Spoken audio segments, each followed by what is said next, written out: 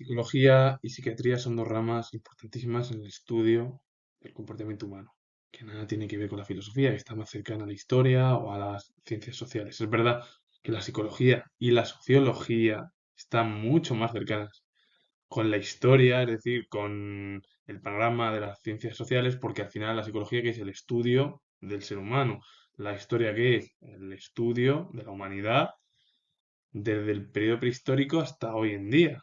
Bueno, pues yo que soy historiador, es verdad que mi rama es más cercana a la ciencia social, a cómo hemos ido evolucionando, cómo nos comportamos a lo largo de la historia, con guerras, no guerras, con paz, con disputas.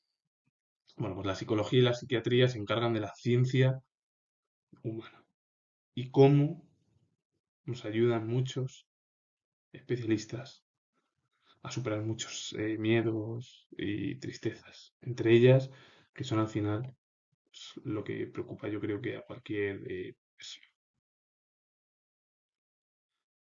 Karen Horney fue psicóloga y psicoanalista alemana, naturalizada estadounidense. La obra es Psicología femenina de 1967. Afirmaba que las actividades neuróticas eran como una caricatura de los valores humanos a los que se asemejaba, evidenciándose una ausencia de espontaneidad y sentido. Además, las tendencias neuróticas no representan lo que la persona desea verdaderamente, sino a lo que se ve arrastrada.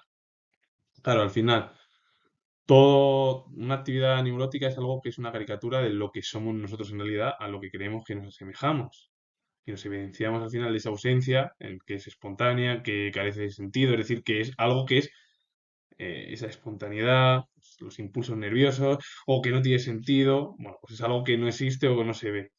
Y luego incluso esa actividad o las tendencias neuróticas no representan lo que en realidad la persona quiere ser, lo que es verdaderamente, es decir, lo que quiere ser él, porque al final te ves arrastrado a otra cosa, es decir, tú te comportas de una manera, pero a lo mejor en una circunstancia eres de esa manera y de otra, pues eres muy diferente.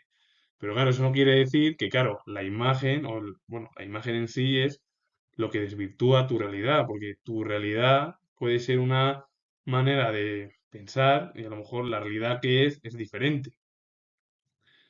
Al final es el ejemplo, es a una actividad neurótica es algo que es una idea. Una idea no existe, es incorruptible, como se hablaba en el racionalismo. El empirismo es otra cosa. Ser racionalista es dar mayor importancia a la razón sobre los sentidos. Ser empirista es dar mayor importancia a los sentidos. Ya está, porque los sentidos y la razón van unidas en lo científico, en lo racional, el mundo de las ideas, y esto lo relaciono porque yo, al ser historiador, hablan de ir más allá de las cosas. Es verdad que aquí lo que te habla es de que tu realidad es una cosa, como habla Karen Horney, pero a lo mejor la imagen o la sombra que estás en el sol es otra. Entonces, esa sombra es algo que no es realidad, es una realidad virtual, es algo diferente a lo que en realidad es cualquier persona, como todo. Al final es así, pero que oye, con trabajo y esfuerzo, al final todo el mundo consigue muchas cosas, siempre que se quiera todo ello. La psicología individual es una teoría psicológica ideada por Alfred Adler. A diferencia de Fred, Adler creía que el hombre tiene posibilidades de mejorarse y de progresar en la vida, de reducir sus problemas y con el tiempo de llegar a un ajuste casi perfecto de su proceso vital. Para Fred, un hombre que tiene problemas es imposible que desarrolle grandes méritos. Vale. Para Adler es todo lo contrario. Si un hombre trabaja, crece y él se autoayuda con lo que sea en torno a la vida psicológica, puede conseguir todo lo que quiera hasta convertirse en algo casi perfecto. Nunca vamos a ser un ser humano perfecto. Esto, al final, yo lo voy a repetir. La idea de ser perfecto es imposible. Las personas no somos perfectas. Nadie es perfecto. Nadie es un as. No.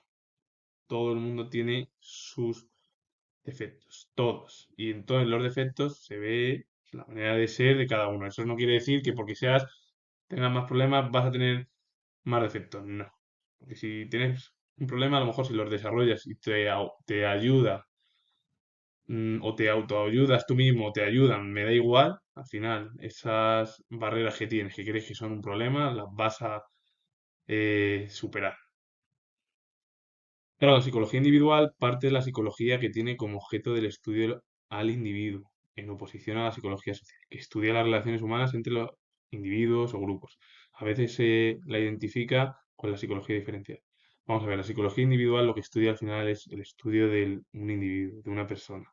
Una psicología social es el estudio de las relaciones humanas con otros individuos, con otros grupos, con la biodiversidad, con todo. ¿Qué es la psicología diferencial? Es el estudio de la psicodiversidad, es decir, toda la gama de manifestaciones psíquicas de la biodiversidad, así como las manifestaciones de la actividad humana, de la diversidad psicológica. ¿Qué es la psicología diferencial? Es el comportamiento humano con el resto de las personas y también nuestro comportamiento con el medio ambiente, con el planeta.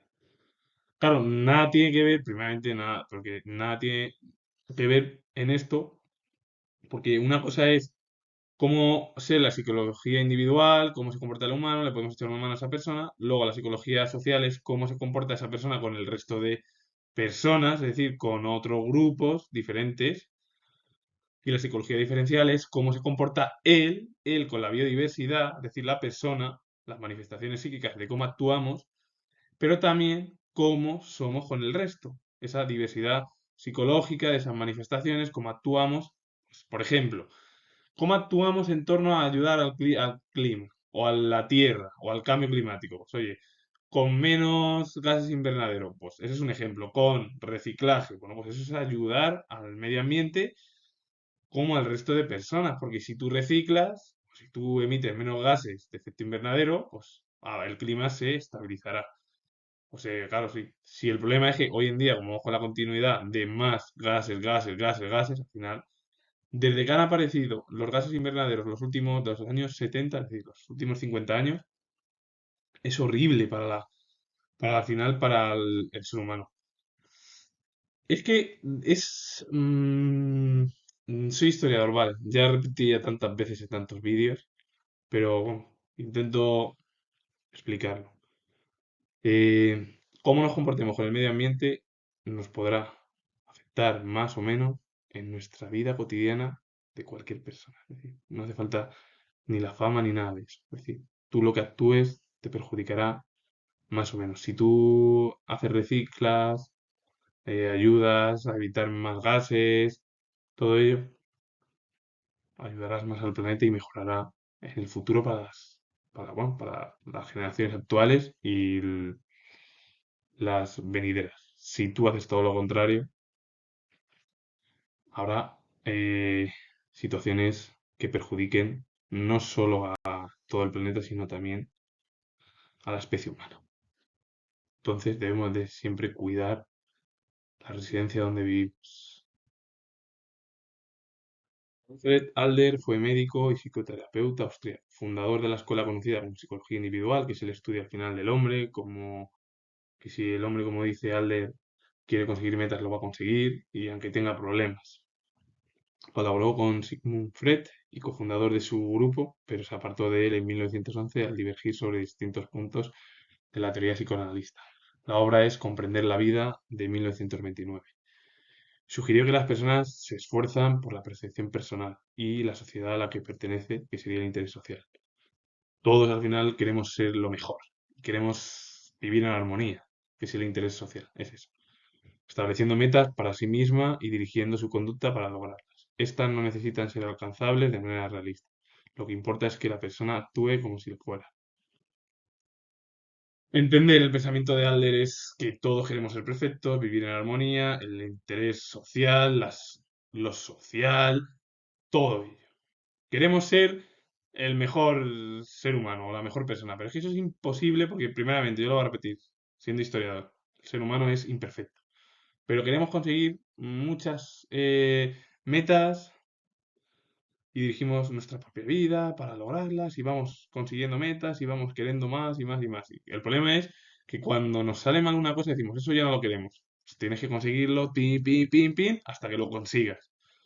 Pero el problema es que a lo mejor esas metas no son realistas y entonces es algo que es imaginario, es algo que tienes tú en tu mente y que crees que lo vas a conseguir.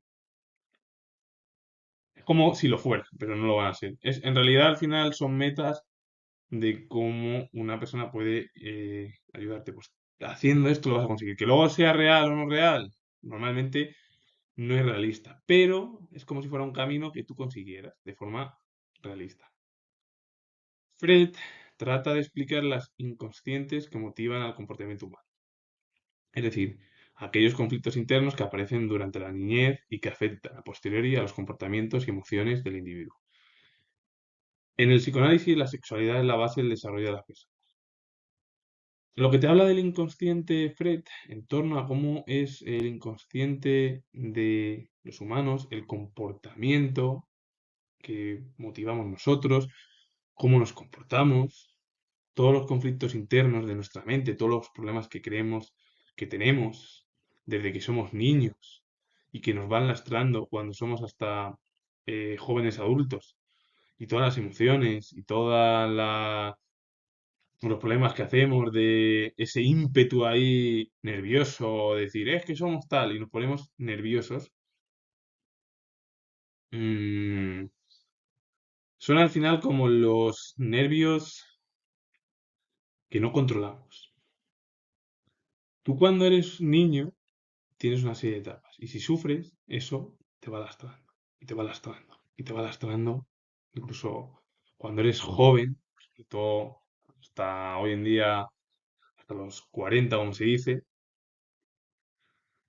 Pero cuando eres adulto joven, todos los problemas que has tenido de nene, es decir, de pequeño, te pueden lastrar en tu vida, siendo pues un joven adulto ahí bien y todo ello, pero a lo mejor porque crees, o por temores, o por problemas, que al final nos quedamos nosotros. Eso está claro. Bueno, el ejemplo de la sexualidad. Un ejemplo además muy interesante. Eh, En torno al sexo, cuando se hace, pues, vamos teniendo experiencias o no, y la primera, pues eso, pues puedes tener más o menos experiencia, depende, y al principio te cuesta más. Entonces, esa experiencia la vas adquiriendo según realices, eh, bueno, pues el sexo o la sexualidad, que es al final lo que es la evolución de las personas, cómo nos comportamos. Eh,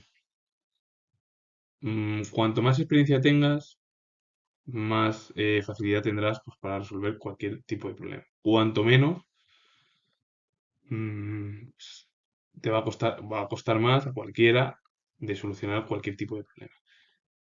¿Qué quiere decir esto? Y esto lo voy a decir muy sencillo.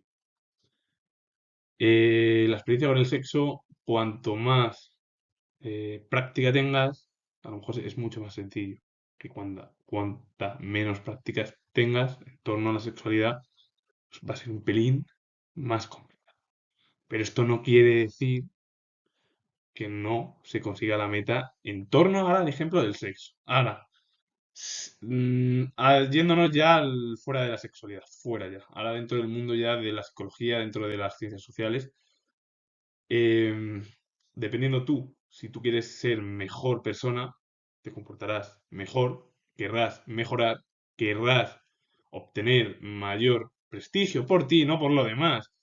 Porque los demás te pueden decir fenómeno o no fenómeno, es decir, bien o mal, porque a nadie puedes hacer lo que quieras. Y normalmente siempre queremos todos por nosotros mismos es estar a gusto con nosotros mismos. Nunca, nunca, nunca, nunca eh, queremos no estar en satisfacción con nuestra propia voluntad. Uno de los problemas es eso, que al final ese yoísmo es lo que radicaliza al final al ser humano, porque es siempre el yo, el yo, el yo, el yo. Pues hay otras estructuras, por favor.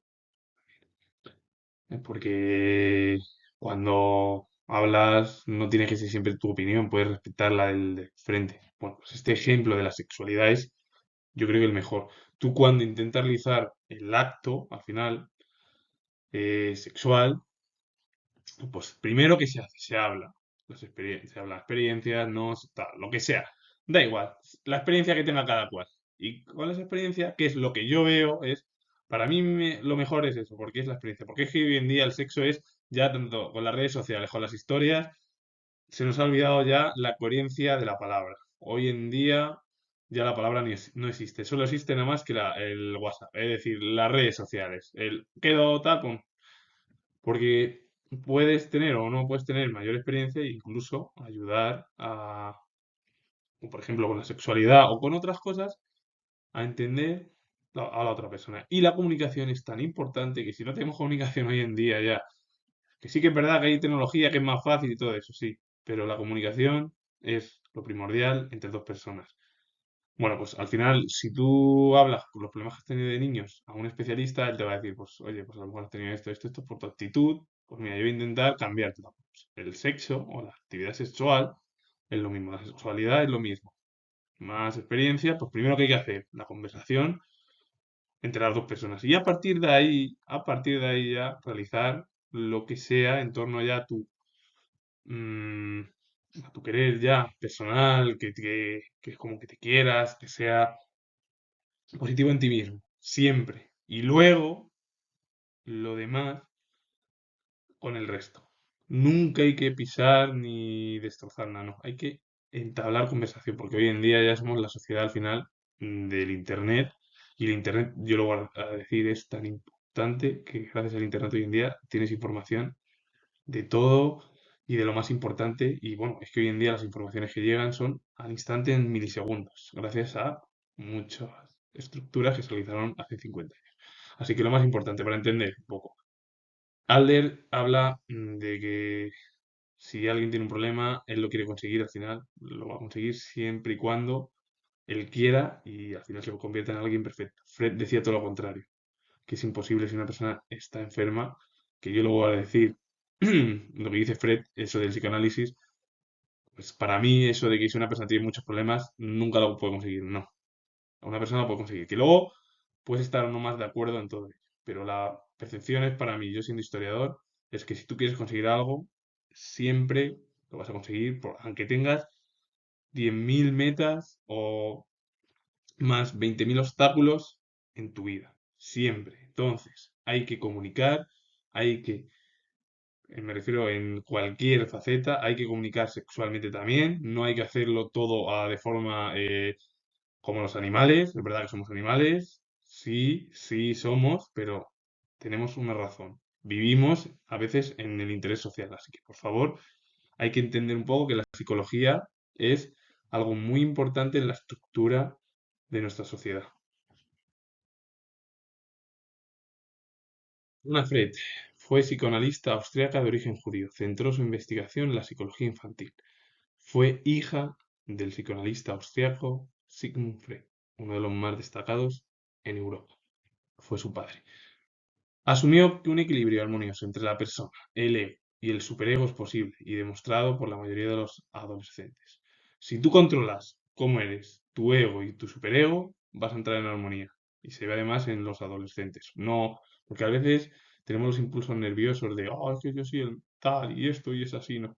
Si hay control sobre tres términos, persona, ego y superego, es posible que esa persona entre en armonía. Porque al final va a ser feliz.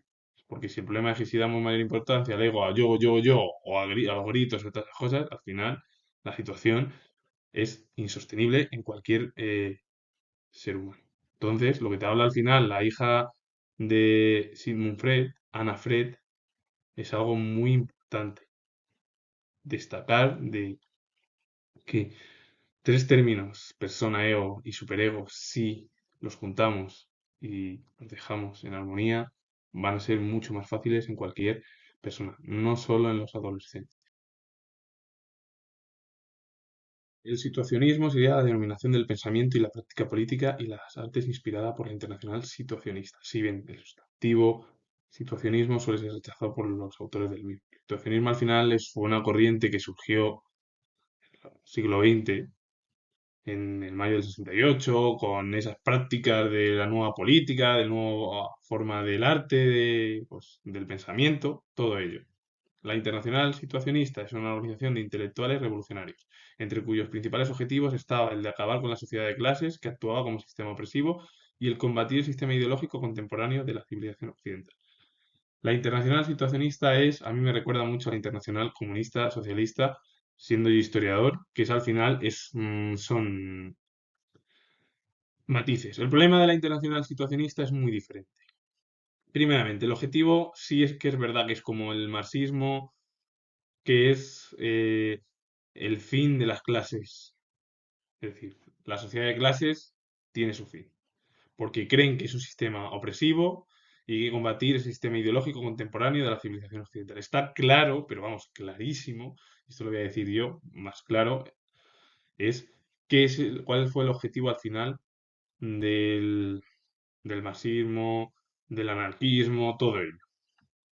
El objetivo era romper con las estructuras y también es verdad que luego en parte era porque la burguesía se benefició de muchos tintes políticos, entre ellos la Revolución Americana, la Revolución Francesa, las revoluciones por Europa en los años 20, 30 y 48 del siglo XIX, o las revoluciones, la Revolución Rusa también, la Revolución Soviética, pues es lo mismo, pues son al final cuatro o cinco figuras que se benefician. Y luego fueron muy críticos con las estructuras del capitalismo, porque claro, ¿qué es lo que pasaba? Muchos obreros tenían problemas, no tenían ni las 8 horas, ni si se ponían enfermos, no, un día o varios no podían ir a trabajar y entonces incluso había los despidos, o el, bueno, la estructura donde trabajaban, es decir, las fábricas, eso era un problema para la salud al final de los obreros. De ahí que el comunismo, el socialismo, el anarquismo saliesen en ayuda de las clases más bajas, porque lo que querían al final era un cambio de paradigma. La internacional situacionista, para mí, en realidad es un término que surgió, claro, con el mayo del 68 al final, y en el cual el objetivo era romper las estructuras de los años 50 y finales de los 60 para cambiar en los 70 otra estructura diferente. Pero el problema es que al final es verdad que el mayo del 68 sí que dejó huella, mucha pero vamos, hasta en España llegó ese movimiento. Es verdad que lo que siempre surge en Francia va a afectar a todo. Pero claro, el objetivo al final de la internacional situacionista es un término como es un paradigma muy similar con el marxismo, anarquismo, que es el cambio de la sociedad de clases por unas mucho más igualitarias y siempre pues hacia la crítica del ideario contemporáneo, de Occidente, todo ello.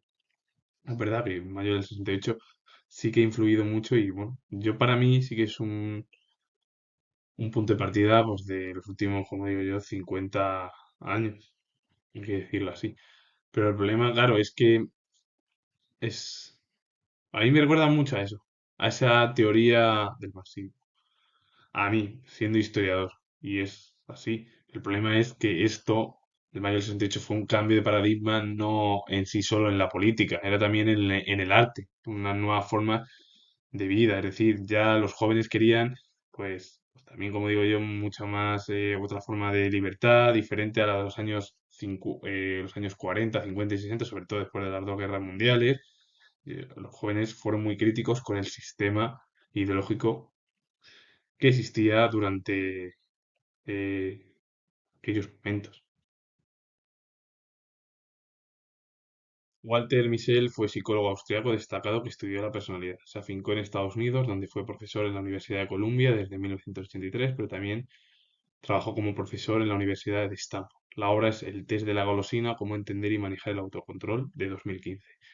Sostuvo que el comportamiento está determinado en gran medida por las exigencias de una situación dada y que la noción de que los individuos actúan de manera consistente en diferentes situaciones, debido a la influencia de sus rasgos de personalidad. Era mito. Es verdad. Según él, lo que te habla es que cómo nos comportamos, de las exigencias que tenemos, porque queremos hacer esto y de todas las nociones, de cómo actuamos nosotros como individuos, son por las diferentes situaciones en las cuales vivimos. Y la influencia de la personalidad también nos influye. No, eso es un mito. En realidad, nosotros actuamos de una manera. No, es que todo lo que viene de la familia es así, ¿no? No. Vienen influencias familiares, de amistades, me da igual ya de fuera, incluso por la personalidad que queremos actuar y queremos ser igual que cualquiera en torno a la fama. En realidad es un mito. Nosotros en realidad somos una especie que tenemos un comportamiento extraño. No somos una de las mejores formas animal que existimos. Primeramente porque queremos ser perfectos en todo. No. Es que en realidad, como dice Michel te habla de la personalidad. No, la personalidad es que viene por lo que viene de tus familiares, de tus amistades, de lo que tú recoges y a partir de ahí, de tus circunstancias, son todas así. No, es que eso es un mito. En realidad, tú vienes o actúas así de la manera en la que quieres actuar, que es más o menos. Porque al final, ¿cómo actuamos todos? Por de una manera que nos interese solo el yo, el yo, el yo. En vez de convivir, nos da igual todo y es eso. Al final, es que si el mismo Michel dice que sostuvo que el comportamiento está determinado en gran medida por las exigencias de una situación dada y que la noción de que los individuos actúan de manera consistente en diferentes situaciones, debido a la influencia de su rasgo de personalidad, era mito. Según lo que dice Michel, todo, el propio psicólogo austriaco dice, no, es que todo viene por lo que viene de fuera, por nuestras influencias familiares, nuestras influencias de amigos, por nuestra influencia de la gente de la calle. No, nosotros somos así porque actuamos así de una manera un poquito también rara o extraña. Es verdad que luego yo digo, también la influencia familiar o de los amigos también influye, pero en realidad eso te influye porque tú quieras que te influya. Tú, yo lo digo siendo historiador, tú tienes que ser tú y tú y tú y tú, es decir, tú, una persona tiene que ser lo que él es. Y no decir, y ni cortarse, y ni decir, no, es que hay que hacer esto como hace esa persona. No, tú tienes que ser lo que eres tú y punto. La vida no te va a cambiar ya. Y es así, lo digo, siendo historiador. La situación es muy compleja, es verdad. Pero bueno, yo creo que poco a poco, si queremos incluso cambiar, podemos hacer nuestra propia estructura de más mental de que nosotros nos comportamos porque todo viene de fuera de la familia, sí. En parte sí, pero no es así. Es porque te dejas al final influenciar por el resto, nada más. Es que no puede ser. No, si yo no digo que la influencia de experiencias de otras personas sea mala, no. La influencia de otras personas puede ser buena, pero siempre tienes que hacer tú lo mismo. Tú pensar, puedo, no puedo, puedo, puedo. Siempre, porque claro, si al final te critican por todo, al final es imposible.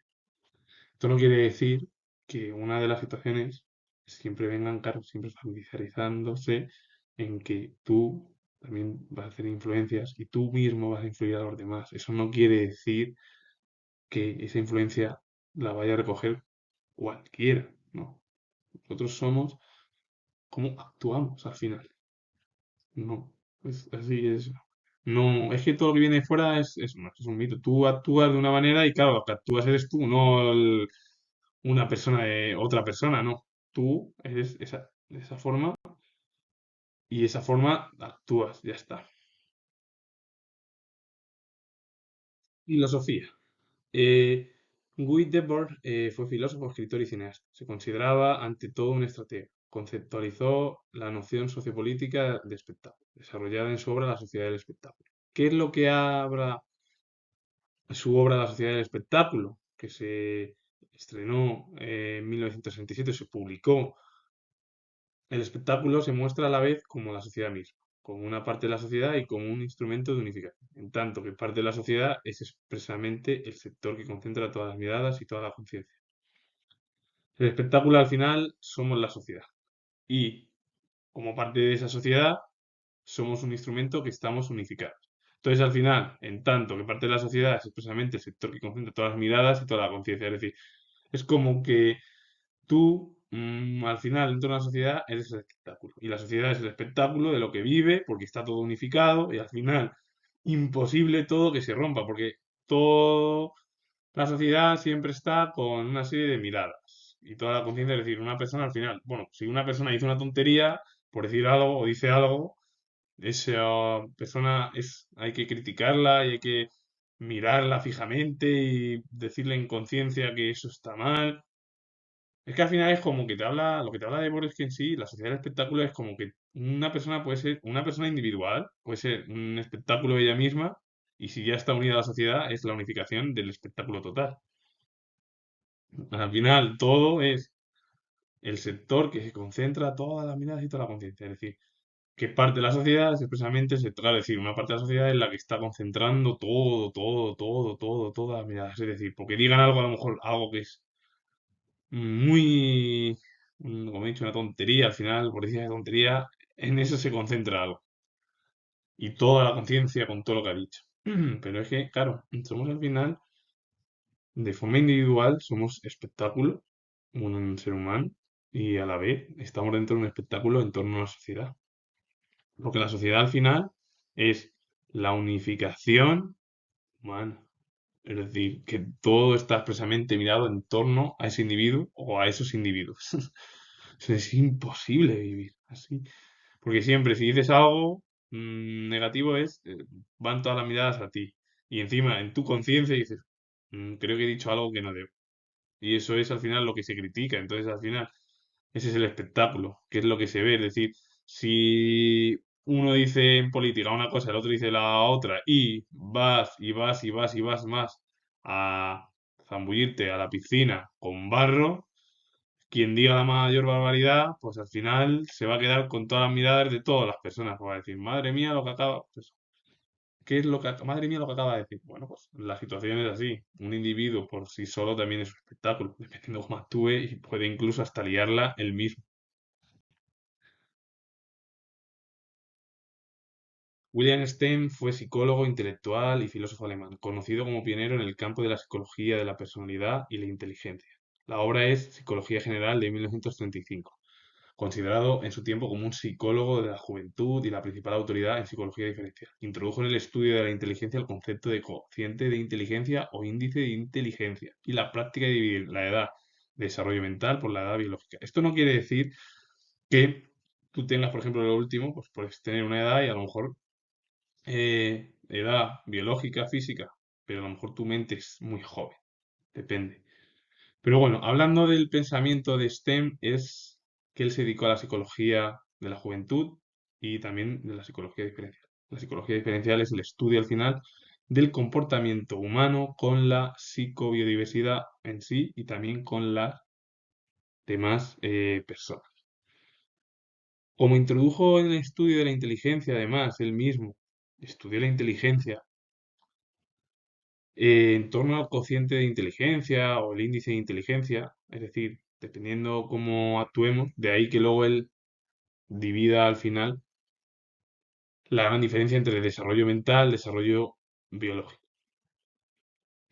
Porque la edad mental puede ser uno, sentirse uno joven, pero la edad biológica, que es la física, puedes tener una edad demasiado, bueno, pues una edad muy, una edad en la cual pues, puedes ser más mayor, pero a lo mejor tu mente es diferente. Esto no quiere decir que mm, sea así, sino lo que es tu manera de percepción mental. La edad de desarrollo mental es algo que tienes tú en tu mente que no existe, pero la edad biológica o la edad física es la edad real, realista que es eso. Entonces, dependiendo cómo actúes, pues puedes sentirte más joven, pero en tu mente, pues dependiendo. Y a lo mejor tienes una edad o a lo mejor es totalmente diferente, pero claro, la división al final nada tiene que ver con tu edad mental, que es lo que pienses tú, con tu edad física o biológica, que es la realidad que es. Entonces, al final, ¿qué es lo que te habla él? Dependiendo del cociente intelectual o al final el índice de inteligencia, que es lo que el propio este estudio, o sea, mm, lo que desarrolla el mismo es la división entre edad mental y edad biológica, meramente. Que nada tiene que ver. Uno está dentro de la mente y el otro está dentro de la ciencia o la biología. Finalizo. Soy historiador, ya lo he repetido varias veces. Si os ha gustado la psicología y filosofía europea con tintes también americanos, darle a like, suscribiros y os mando saludos. Claro, bueno, os mando saludos. Así que adiós. Y si os ha gustado el vídeo, lo que he dicho eso de darle a like y suscribiros. Adiós.